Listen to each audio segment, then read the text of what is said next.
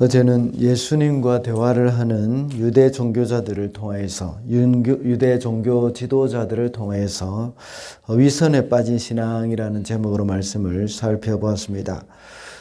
종교적인 위선에 빠진 사람들은 주어진 권위를 남용하게 되고 하나님의 은혜를 깨닫지도 못합니다. 그리고 사람을 두려워하게 된다고 했습니다. 그리고 나서 예수님은 유대 종교 지도자들에게 비유로 말씀하셨습니다. 포도원 소장농의 비유입니다. 어떤 사람이 포도원을 이렇게 소장농들에게 주고 이렇게 멀리 떠났습니다.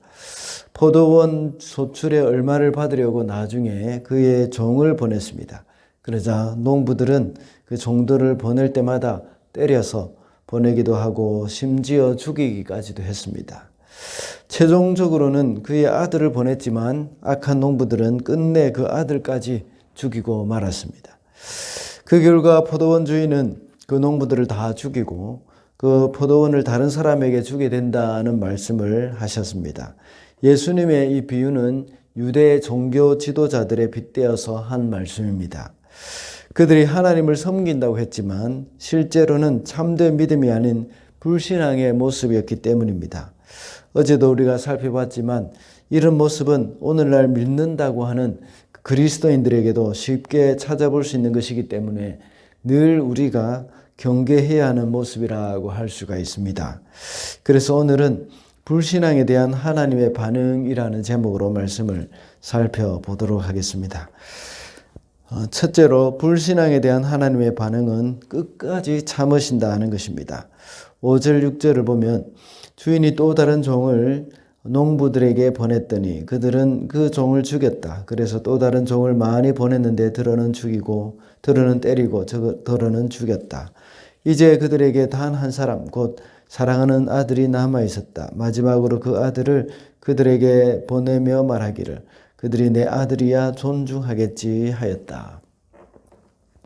포도원 주인이 소장료를 받기 위해서 그 종을 보냈을 때에 농부들이 행한 일들입니다. 여기서 말하는 종은 바로 하나님이 이스라엘 백성들에게 보낸 그런 이 선지자들을 일컫는 것입니다.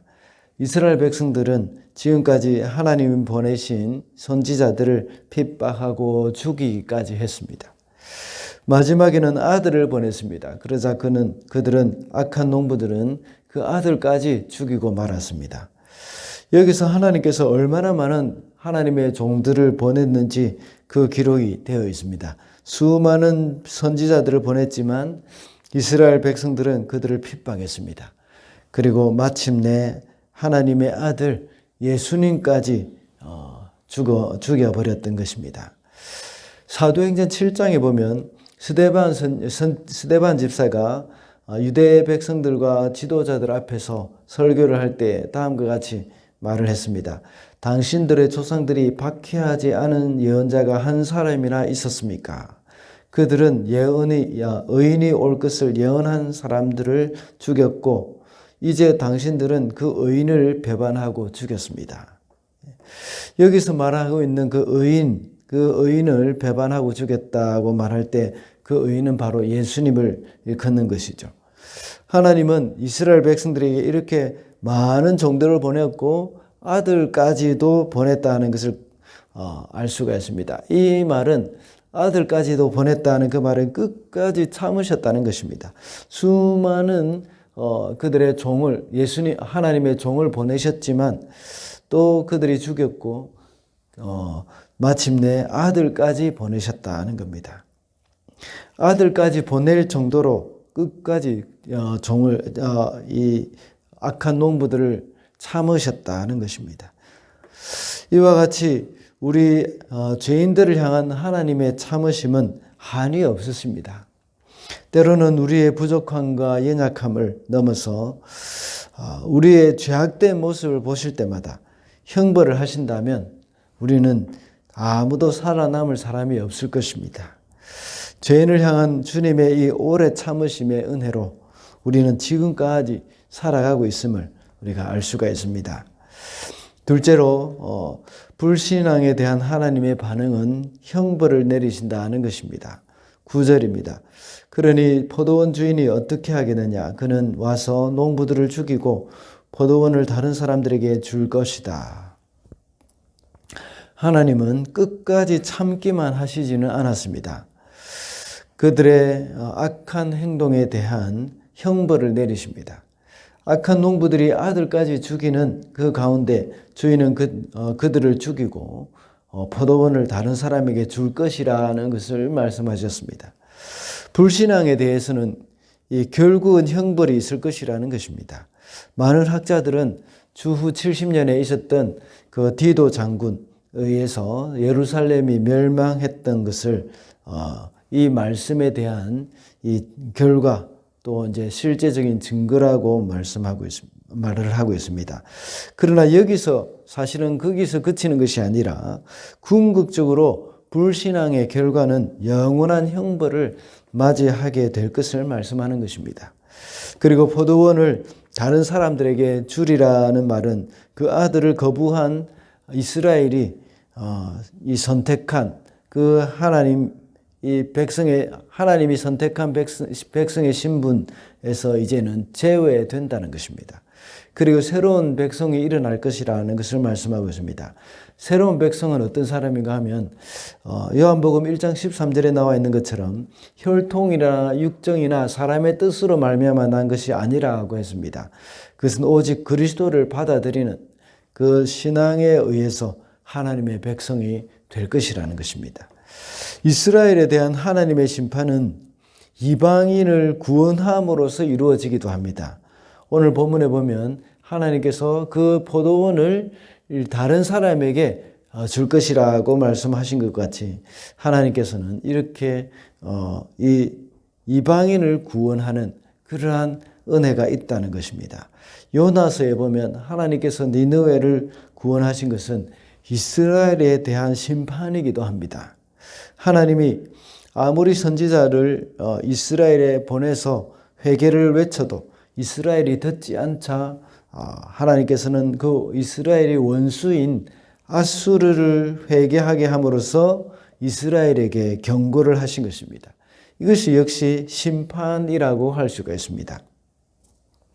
이렇게 하나님의 심판은 두 가지로 나타납니다. 하나님이 직접 심판하시는 동시에 이방을 선택함으로써 그 심판을 동시에 이렇게 나타나게 하시는 것입니다. 마지막으로 불신앙에 대한 하나님의 반응은 또다시 기회를 주신다는 것입니다. 12절입니다.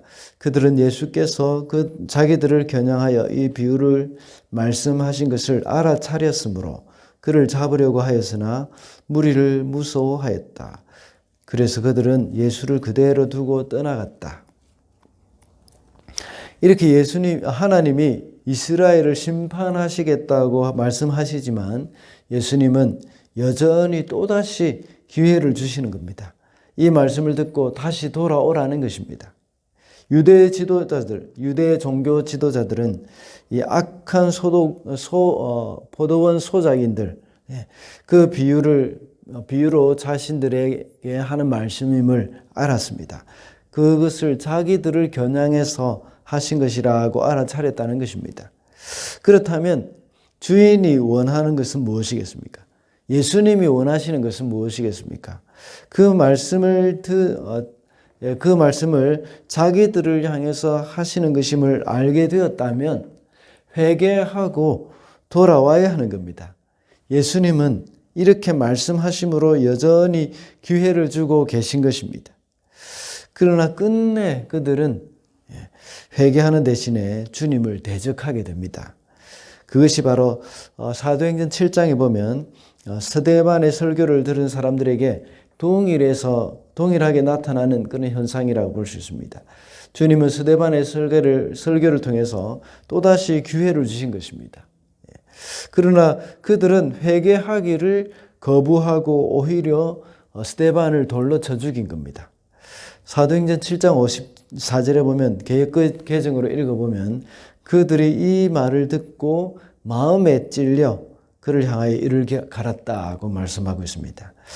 말씀을 듣고 마음에 찔리면 회개를 해야 되는데 이를 갈았다고 말합니다. 반대로 사도행전 2장 37절에 보면 베드로의 설교를 들은 사람들도 역시 마음에 찔렸다고 말을 합니다. 사도행전 7장 54절과 2장 37절의 말씀은 개역개정 성경에서는 글자 한자 틀리지 않고 똑같은 말씀이 있습니다. 저희가 이 말을 듣고 마음에 찔려라는 곳까지 이 말씀이 똑같습니다. 두 구절이. 그러나 이 반응은 완전히 반대입니다.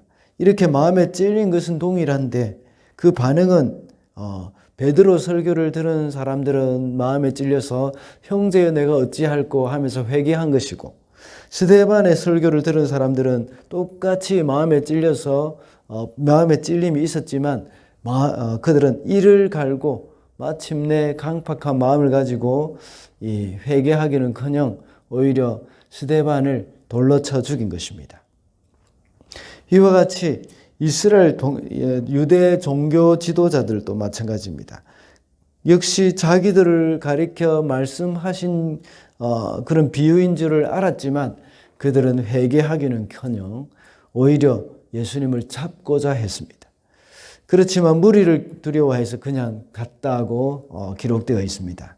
하나님은 아직도 우리가 살아있는 동안에는 끊임없이 기회를 주십니다. 그러나 언젠가는 그 기회가 끝날 때가 있을 것입니다. 우리는 주님이 기회를 주실 때 그분께로 돌아가야 하는 겁니다. 오늘은 불신앙에 대한 하나님의 반응이라는 제목으로 말씀을 살펴봤습니다. 불신앙에 대해서 하나님은 끝까지 참으신다고 했습니다. 그렇지만 심판은 있습니다. 그러나 늘 기회를 주시기 때문에 기회가 있을 때마다 주께로 돌아가야 한다는 것입니다. 오늘 늘 오래 참으시고 우리에게 기회를 주시는 주님 앞에 달려가는 그런 저와 여러분이 되시기를 바랍니다.